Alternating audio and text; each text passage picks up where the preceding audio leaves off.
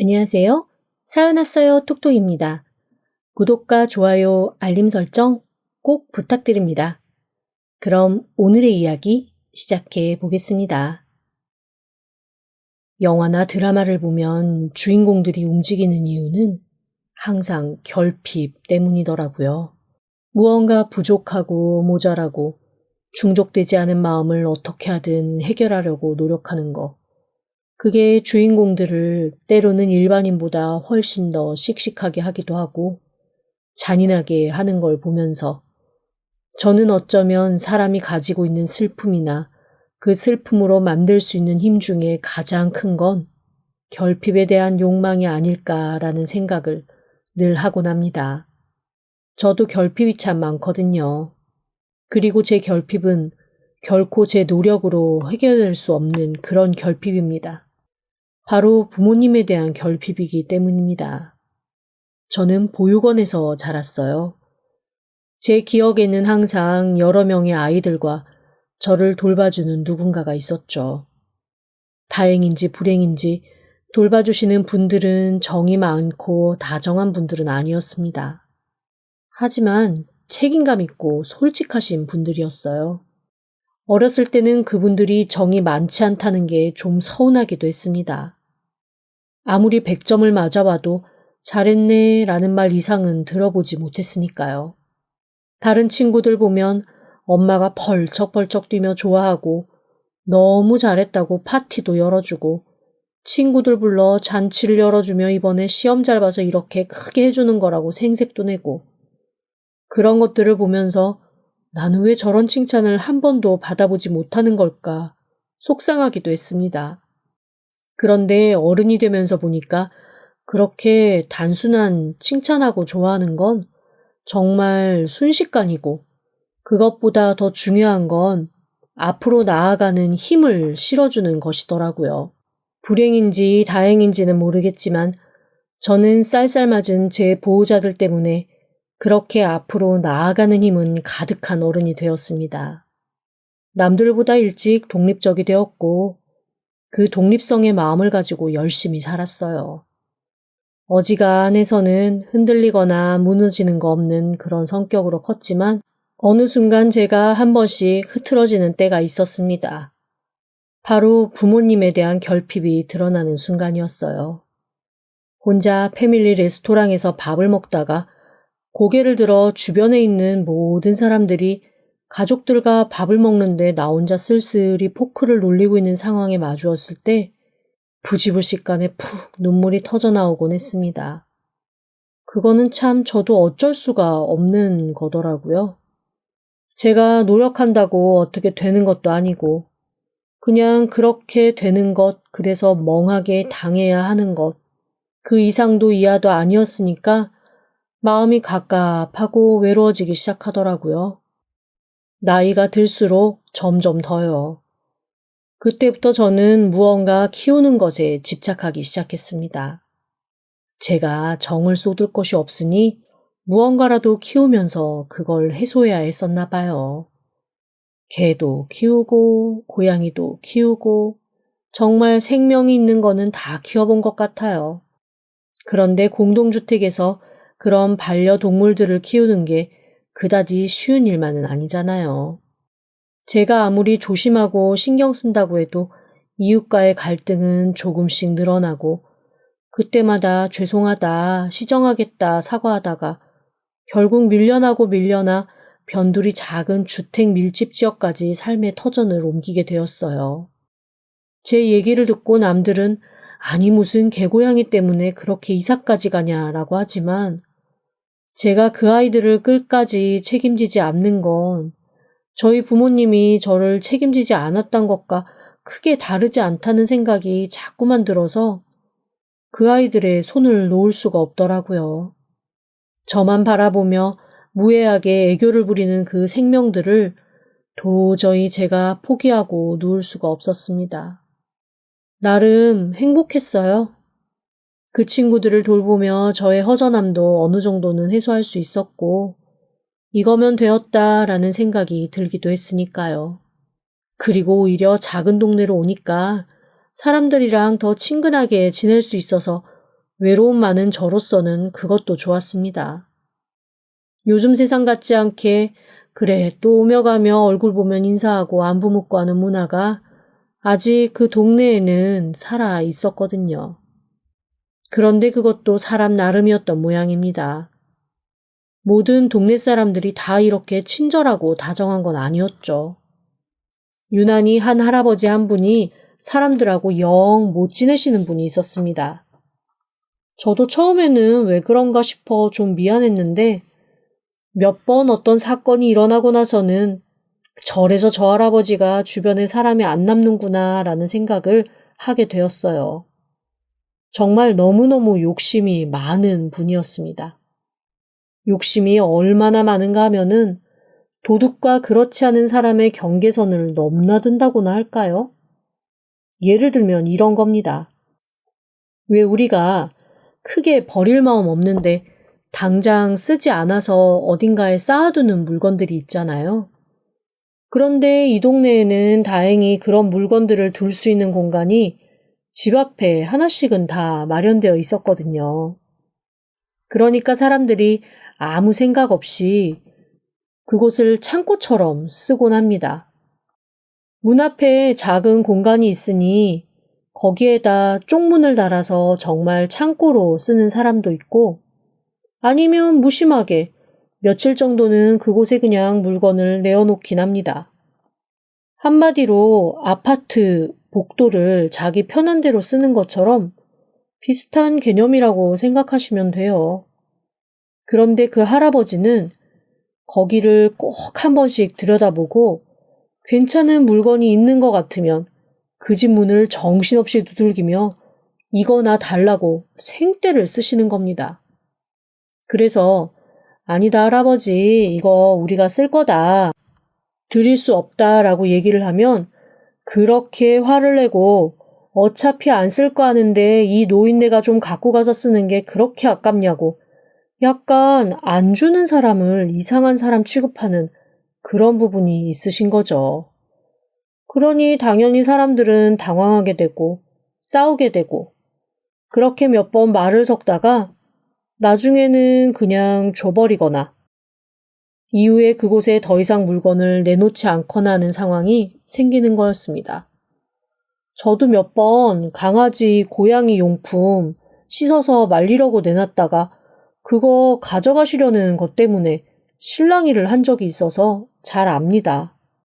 개고양이 키우지도 않으시는 분이 대체 왜 가져가시려 하는 건지 이해가 안 되어서 한번 싸우다시피 한 적도 있었거든요. 나중에 알고 보니 그렇게 모은 걸 옆 동네 고물상에 파시거나 필요한 사람들에게 되팔거나 해서 돈을 만드시더라고요. 당연히 한두 번 그런 일 겪은 사람들 사이에서는 좋은 말이 돌리 없고 집 밖으로 물건도 잘 안 내놓게 되었습니다. 그거는 그거대로 또 불편한 상황이거든요. 그러니 점점 동네에서는 그 할아버지에 대한 불편한 말들이 많이 나오기 시작했습니다.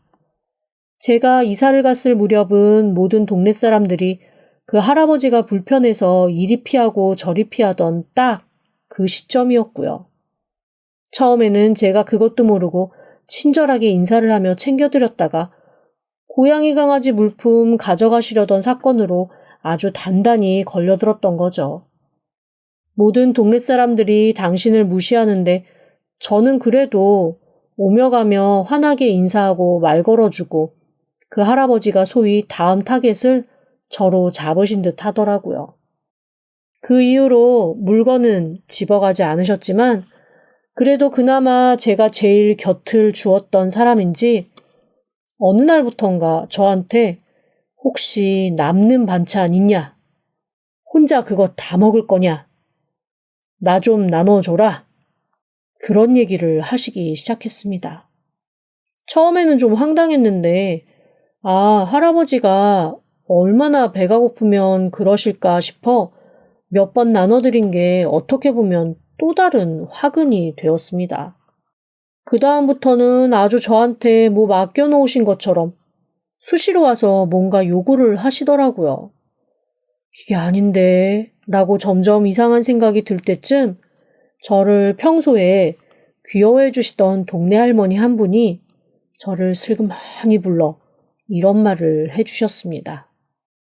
저 노인네 자꾸만 그렇게 도와주지 말어. 아주 다 꼬여.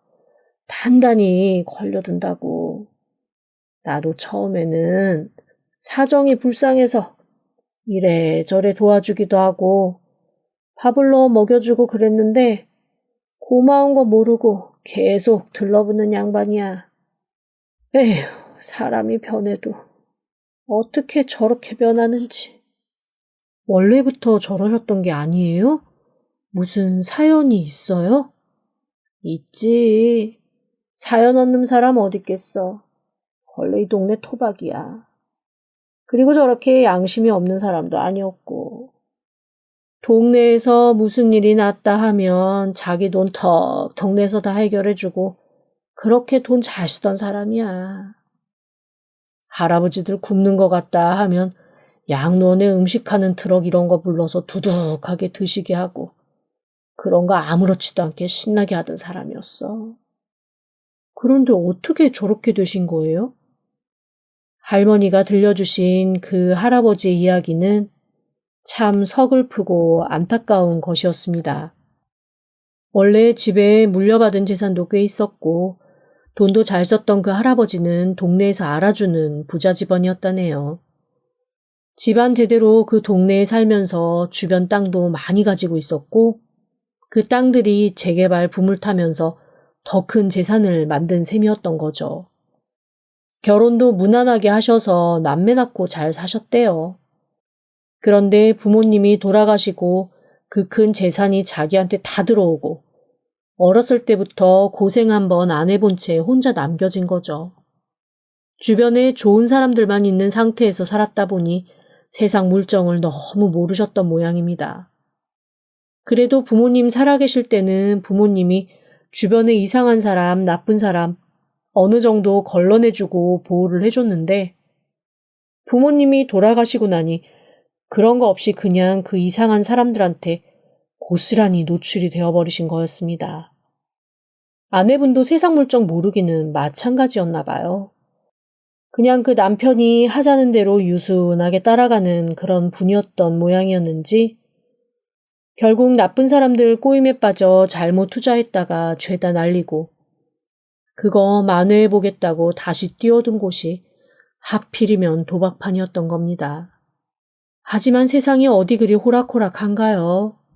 결국 그분은 자신이 가지고 있던 모든 걸 잃고 자식들도 사방에 뿔뿔이 흩어졌던 모양이더라고요. 어떡하든 재기해서 내 아내와 아이 찾아야지, 내 가정 다시 찾아야지라고 하던 그 순간 아내와 자식들이 머물던 곳에 큰 불이 났다고 했습니다. 그리고 그 불로 아내와 두 자식이 목숨을 잃었는데 문제는 거기서 발생을 했던 거죠.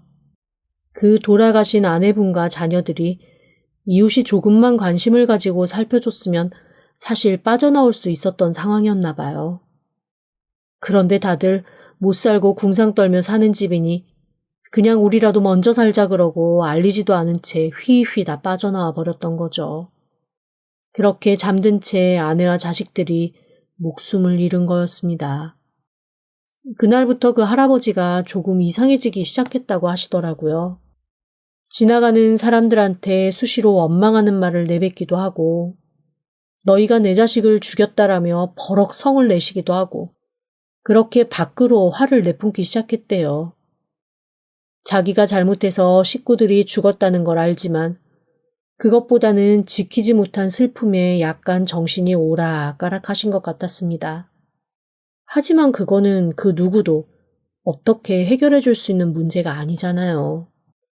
결국 홀로 그렇게 헛소리하며 나이 들어간 할아버지는 10수년이 지난 채 동네에 붙은 지방령처럼 왔다 갔다 하면서 계속 그렇게 누군가를 원망하고 화를 내고 그리고 약간 돈에 미친 사람처럼 끝없이 사람들한테서 무언가를 얻어내려 하는 그런 생활을 계속 하고 계셨던 거죠. 듣고 나니 또 그건 그거대로 안타깝더라고요. 그러면서 어이없게도 문득 제 모습이 떠올랐습니다. 저 이런 적도 있었거든요. 엄마 아빠랑 놀러 가는 아이들이 너무 부러워서 일부러 놀이공원이나 관광지 같은 데 가가지고 한 가족이 놀고 있으면 괜히 그 뒤를 바짝 쫓아다니며 그 가족인 척 한 적이요. 처음에는 그 사람들이 눈치채지 못해서 가족인 척 다니다가 중간중간 한 번씩 누군데 자꾸만 우리들을 쫓아오냐는 말을 듣고 민망함에 주랭랑을 친 적도 한두 번이 아니에요. 사실 그 정도로 가족에 대한 결핍이 커서 그런 짓까지 한 적이 있다 보니 할아버지의 그 마음이 아예 이해가 안 되는 건 아니더라고요. 조금 창피한 말이지만 저의 또 다른 모습을 보는 것만 같아서 가까이 하지 말라는 얘기는 둘째치고 그냥 그 할아버지가 조금 안쓰러워지기 시작했습니다. 그래서 할머니의 충고도 뒤로 하고 한 번씩 제가 챙겨드릴 수 있는 건 챙겨드리기 시작했어요. 처음에는 옳았구나, 드디어 나한테 걸려든 놈이 하나 있다라는 느낌으로 제가 뭔가 챙겨드릴 때마다 눈 파랗게 뜨고 달려들어 이것도 달라 저것도 달라 하시던 할아버지가 제가 그냥 순하게 이건 안 돼요, 이건 드릴게요 라면서 평범하게 대하니까 어느 순간 저한테는 악다구니 하며 달려들어 이거 내놔라 저거 내놔라 하시는 게 좀 줄어들더라고요. 그리고 한 번은 이런 일이 있었습니다. 제가 외로움을 많이 타다 보니 한 번 음식을 하면 정말 어마어마하게 할 때가 있습니다. 약간 온 가족이 다 먹어도 못 먹을 것 같은 양을 음식으로 해놓고 혼자 집안 잔치하듯 먹는 그런 습관이 있다고나 할까요? 아니나 다를까 어느 날도 명절 앞두고 그냥 갈비찜 한 번 했는데 엄청난 양을 해버리고 만 거예요. 야, 이거는 진짜 뭘 어떻게 먹어도 다 못 먹겠다 싶어 한숨을 푹푹 쉬다가 동네 주변 어르신들한테 좀 나눠드리고 그 할아버지께 갈비 접시를 들고 찾아갔습니다. 사실 그동안 왔다 갔다 하면서 몇 번 마주하고 왔다 갔다 하면서 제가 뭔가를 드린 적은 있지만 그 집까지 찾아간 적은 없었거든요. 저도 처음 가는 거였죠. 그런데 그 집 앞에서 저는 사실 조금 충격을 받아 멍하니 서 있고 말았습니다. 사람이 이런 데서 살 수 있나 싶을 정도로 집이라기보다는 거의 창고에 가까운 아주 조잡하고 비위생적인 공간이었어요. 그렇다고 거기를 청소를 안 하거나 방치해서 그렇게 더러운 게 아니라 그냥 그 공간 자체가 원래 그런 곳이더라고요. 그런 곳에서 혼자 누워 계시는 걸 보고 사실 조금 마음이 아팠습니다. 그 할아버지는 제가 찾아온 걸 보고 깜짝 놀라 벌떡 일어나면서 대체 여긴 왜 왔냐고, 어떻게 왔냐고 오히려 물어보시더라고요. 그래서 제가 쭈뼛거리면서 갈비찜을 좀 했는데 너무 많이 했다. 그래서 좀 드리려고 왔다라고 얘기를 하려다가 저도 모르게 갈비찜을 너무 많이 했는데 우리 같이 먹어요 라고 얘기를 하고 말았습니다. 같이 먹자는 얘기를 듣고 그분이 갑자기 눈을 큼지막하게 뜨시고 저를 빤히 바라보시더라고요. 사실 그 말을 해놓고 저 스스로도 좀 당황했습니다. 제가 같이 먹자고까지 할 생각은 사실 아니었거든요. 그런데 저도 모르게 그 얘기가 푹 나와버려서 야, 이거 어떻게 수습하지? 내가 너랑 왜 같이 먹냐고 벌컥 화를 내시면 어떡하지? 라며 전전긍긍하고 있는데 그 할아버지가 갑자기 얼굴과 눈이 빨개지면서 주섬주섬 상을 꺼내오시는 거 있죠? 분명 누군가가 버린 거 주워다 놓은 상인 것 같았는데 그것도 나름 또 수리를 하셔서 초라하지만 깨끗한 상태더라고요. 그렇게 상을 차리시고는 멋쩍게 저를 바라보시는 거예요. 그런데 이런 데서 먹어도 괜찮아요? 저야 당연히 괜찮다고 했죠.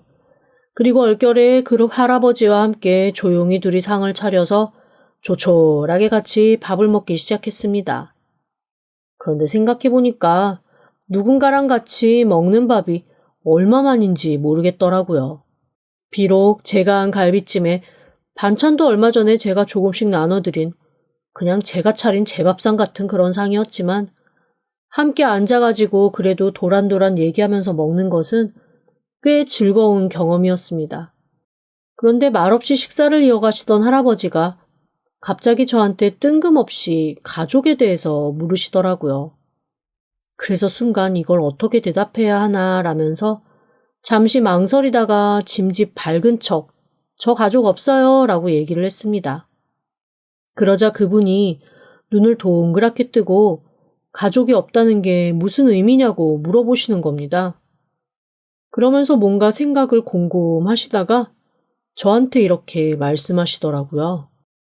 요즘에 젊은 사람들이 부모랑 마음 안 맞는다고 뛰쳐나와서 가족 없다 그러고 산다는데 그쪽도 그런 거야? 그거 나중에 다 후회해. 가족은 있을 때 잘해야 해. 부모님 천년만년 사시는 것도 아니고 그래도 어쨌거나 내 혈육밖에 없는데 조금 서운한 거 있어도 용서하고 아쉬운 거 있어도 조금만 참고 그러다 보면 그래도 결국 나한테 힘이 되는 건 가족이야. 아마 제가 워낙 혼자 씩씩하게 독립적으로 잘 살고 있는 것 같으니까 무슨 사연인지 모르겠지만 가족이랑 연을 끊고 혼자 산다고 생각을 하셨었나 봐요. 그래서 제가 또 아무렇지도 않게 피식 웃으면서 이렇게 말했습니다.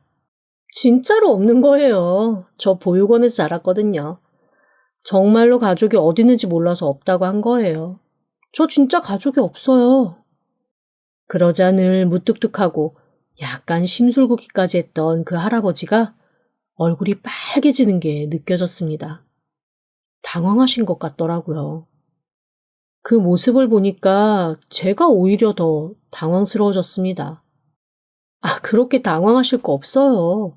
진짜로 없어서 없다고 한 건데 오해하실 수도 있죠. 그런데 괜찮아요.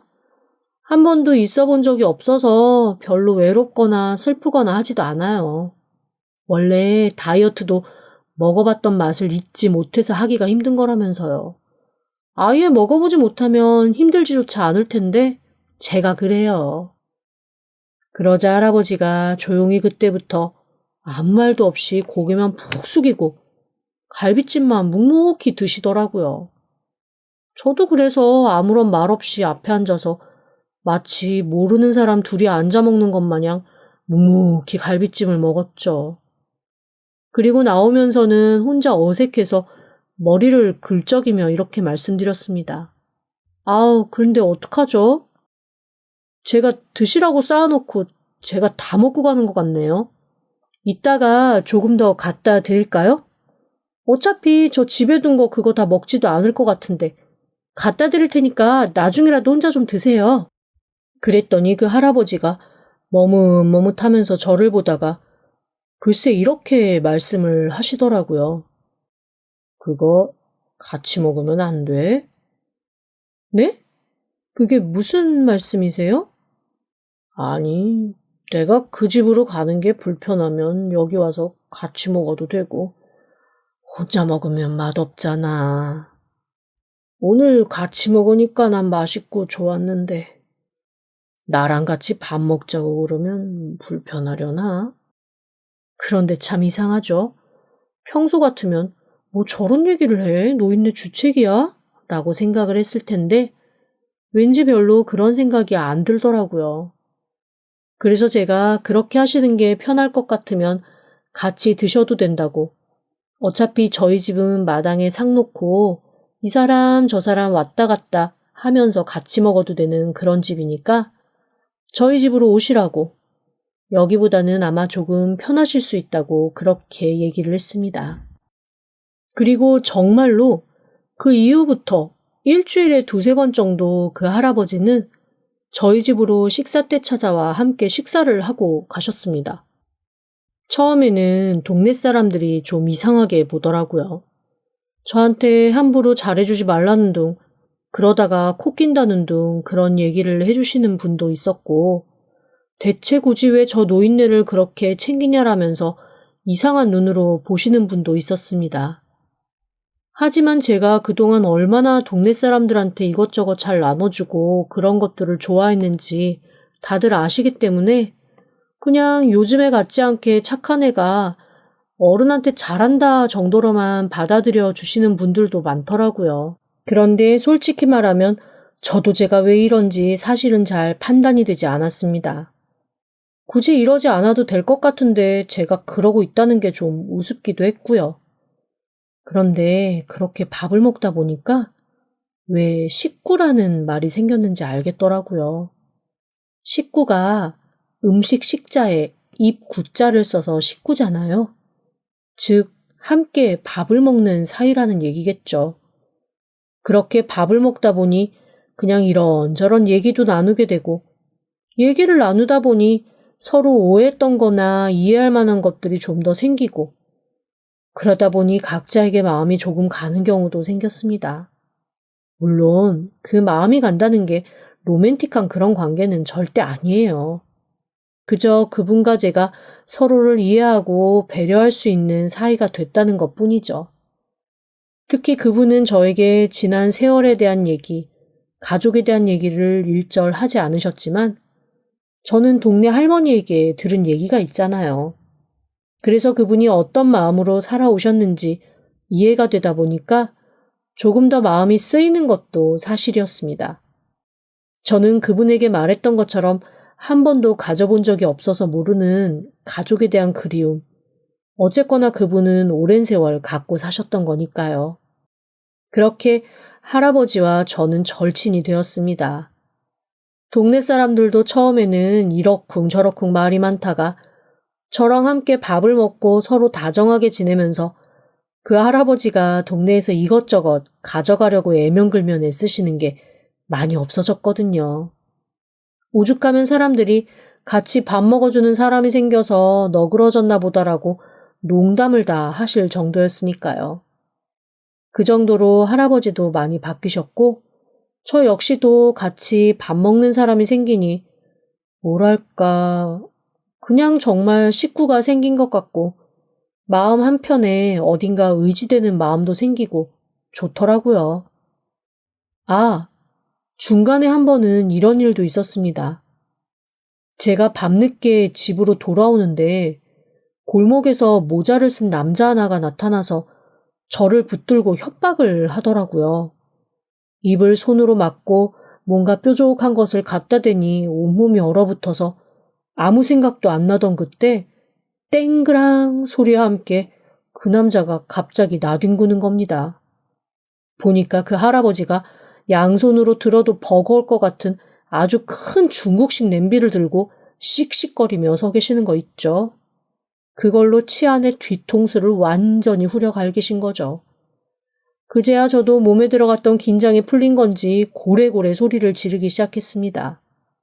여기저기에서 웅성거리는 소리와 함께 사람들이 뛰어나오고 그 치안은 얼마 가지 않아 잡혔고요. 알고 보니 주변에서 여러 번 신고가 들어갔던 강도 상해범이더라고요. 할아버지 덕에 저는 별일 없이 무사할 수 있었고 동네 사람들도 그 이후에 그 할아버지를 대하는 태도가 무척 호의적으로 바뀌었습니다. 그리고 그 일을 계기로 저랑 할아버지는 정말로 많이 친해졌어요. 그리고 동네 사람들도 할아버지에 대한 오해를 많이 버리고 잘 해주기 시작했고요. 그러던 어느 날 이런 저희에게 한 가지 사건이 벌어졌습니다. 제가 이 동네를 온 거는 개발과는 거리가 먼, 그래서 제가 키우는 4발 달린 가족들과 아늑하게 살 수 있는 곳이라서였습니다. 그런데 여기에도 어김없이 재개발 붐이 불기 시작했어요. 사람들은 사실 반반이었습니다. 개발이 되면 조금 재산상으로 이익을 볼 수 있어서 개발이 얼르면 됐으면 좋겠다고 생각하시는 분들이 있었고 또 어떤 분들은 지금 이 나이에 내가 어디로 이사를 가겠냐. 이사를 가봐야 힘들고 불편하기만 하다. 그냥 살았으면 좋겠다라는 생각을 가지신 분들도 의외로 꽤 많았습니다. 그리고 솔직히 말하면 저는 후자였어요. 굳이 애써서 좋은 집 살고 싶은 마음도 없었고 그냥 지금까지 살던 대로 평화롭게 이곳에서 계속 살았으면 좋겠다는 게 제 생각이었거든요. 그런데 저랑 같이 밥 먹는 그 할아버지도 생각은 비슷했던 모양이더라고요. 아마 특히 그분은 더 그러셨을 거예요. 딱히 어디 가실 데도 없고 그렇다고 재산이 있는 것도 아니시니까 여기 나가면 외롭고 쓸쓸하게 또 다른 반지하로 옮겨서 익숙하지 않은 곳에서 생을 마감하셔야 했을 테니까요. 이런저런 생각들이 복잡하면서 그냥 마음만 갑갑해져 왔습니다. 그런데 아무래도 이런 건 사람들의 의견이 많은 쪽으로 흘러가게 돼 있잖아요. 재개발은 확정이 됐고 그곳에서 이사를 나가야 하는 시점이 왔습니다. 제가 가진 돈으로 제가 키우고 있는 4마리 강아지와 2마리의 고양이를 함께 데리고 갈 수 있는 곳은 그다지 많지 않더라고요. 머리가 꽉꽉 아프고 속이 답답해져 왔어요. 어떻게 해야 되나 끙끙 고민을 하고 있는 차에 모든 일은 엎친 데 덮친다라고 하죠. 할아버지가 쓰러지는 일이 발생했습니다. 다행히 그 근처를 지나가며 오며 가며 한 번씩 들여다보는 이웃 덕에 골든타임을 아주 지나지는 않은 상태에서 발견을 했지만 뇌출혈이었어요. 예후가 그다지 좋을 수는 없었죠. 할아버지는 병원에 입원을 하게 됐고 동네 사람들끼리 서로 시간 맞춰가며 한 번씩 들여다보기는 했지만 전적으로 간호를 할 수 있는 상황은 아니었습니다. 할아버지도 그 사실을 아시고는 굳이 자기한테 신경 쓰지 말라고 자기가 어떤 상황인지 안다면서 이제 곧 가족들한테 돌아갈 수 있을 것 같다고 그냥 웃고 마시더라고요. 그런데 그 순간 제가 너무나 슬프고 눈물이 나는 거예요. 마치 한 번도 잃어본 적 없는 부모님의 죽음을 눈앞에 보고 있는 듯한 그런 마음이랄까요? 그 앞에서 죽죽 저도 모르게 울기 시작했는데 할아버지가 갑자기 제 손을 꼭 잡더니 이렇게 말씀하시더라고요. 내가 정신 차리고 집에 가서 제대로 주려고 했는데 내 방에 서랍 하나 있는 거 알지? 그 서랍에 가면 누런 서류 봉투가 하나 있을 거야. 그 앞에 써 있는 사람한테 그 봉투를 갖다 줘. 그리고 앞으로 행복하게 잘 살아. 아, 왜 그렇게 유언 같은 말씀을 하세요? 건강해지셔야죠. 이사 준비도 하셔야 되고. 우리 할 일 되게 많은 거 알아요? 알지. 나도 잘 알아. 그런데 일단 내가 정신이 멀쩡할 때 얘기해 주는 거니까 그냥 그거 들고 그 사람한테 갖다 줘. 할아버지가 저한테 갖다 주려고 한 봉투는 노란색 서류 봉투였고 그 앞에는 무슨 변호사 사무실 주소가 쓰여져 있었습니다. 변호사 사무실로 가지고 갔더니 변호사 선생님이 자기가 이미 연락을 받았다며 그 서류 봉투를 받고 저한테 연락처를 받으시더라고요. 혹시 무슨 일이 생기면 자기가 연락하겠다는 얘기와 함께 말이죠. 그래서 저는 일단 누워 계신 할아버지의 심부름을 했으니 이걸로 끝났다 생각하고 그 이후에는 아무런 생각도 안 하고 신경도 쓰지 않았습니다. 그런데 그로부터 며칠 뒤 할아버지는 병원에서 자는 듯 돌아가셨어요. 딱히 연락할 가족도 없고 연결되어 있는 친척도 없는 상태여서 없는 살림에 다들 조금씩 돈을 모아 장례는 치러드렸죠. 그리고 저도 그렇게 생각했지만 동네 사람들이 모두 그래도 상주는 제가 서는 게 낫지 않겠냐라고 말씀들을 해주셔서 제가 상주를 했습니다. 참 감사하게도 동네 할아버지들이 하나같이 다 그래도 노년의 막바지에 딸처럼 의지할 수 있는 상대인 제가 있어서 행복하게 지내셨을 거라고 덕담들을 해주시더라고요. 말만이라도 너무 감사했어요. 저 한편으로는 제가 그 할아버지에게 아무런 도움이 안 된 게 아닌가 싶어 조금 걱정도 되고 죄송하기도 했었거든요. 그런데 제게 그 이야기를, 그 할아버지의 과거 이야기를 전해주셨던 동네 할머니가 저한테 와서 제 손을 꼭 잡고 잠깐 얘기 좀 할 수 있겠냐고 하시는 겁니다. 그래서 제가 그러시라고 얘기 좀 하자고 했죠. 그렇게 할머니는 제 손을 꼭 잡고 이렇게 말씀하시더라고요.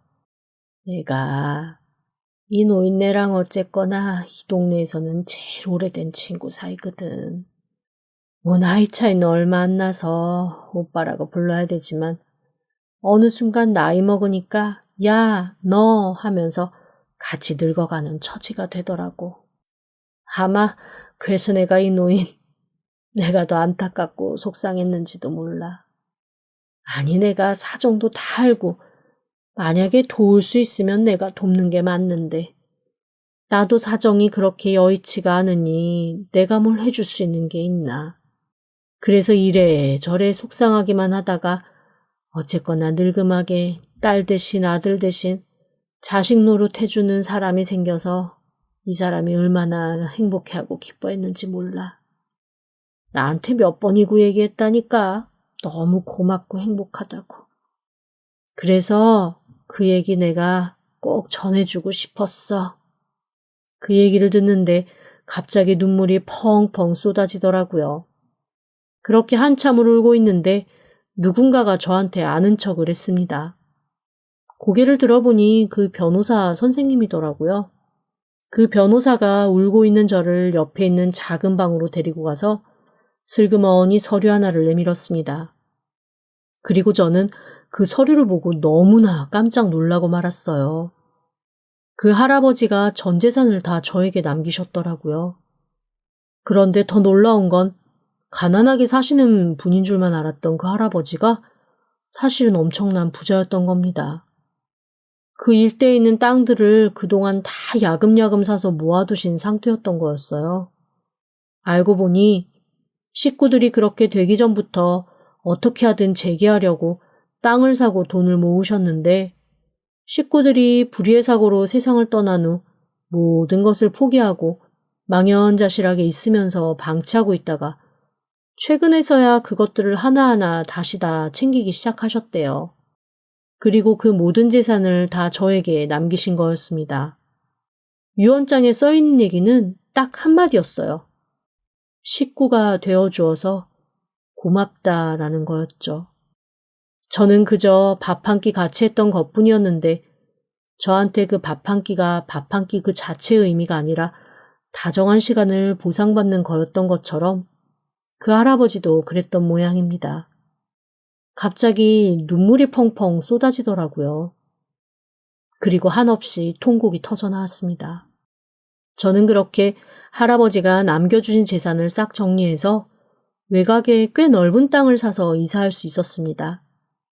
동물 식구들을 키우는 건 물론이고 지금 그 땅에 어르신들을 모실 수 있는 시설을 하나 지으려고 준비 중이에요. 변호사 선생님이 여러모로 적극적으로 알아봐 주시고 재단 세우는 것과 함께 어르신들이 함께 할 수 있는 공간을 만드는데 많은 도움을 주고 계시거든요. 단순히 요양병원이나 호스피스 이런 게 아니라 정말로 집에서 혼자 외롭게 계시는 분들이 와서 신나게 놀 수 있고 즐길 수 있는 어른들의 유치원 같은 그런 공간이랄까요? 그곳에서 저는 정말 많은 식구들을 만들어 가려고 합니다. 저 뒤늦게 진짜 많은 엄마 아빠가 생길 것 같아요. 그 생각만 하면 지금도 가슴이 두근두근 뛰며 할아버지가 보고 싶습니다. 다음 기일 때는 가서 이렇게 인사드려야겠어요. 아빠, 딸이 왔어요. 거기서 행복하시죠? 라고 말이죠. 지금까지 들어주셔서 감사합니다. 구독과 좋아요, 알림 설정은 사연 왔어요 톡톡에게 큰 힘이 됩니다. 지금 바로 구독 부탁드립니다. 그럼 다음 사연으로 또 찾아오겠습니다. 감사합니다.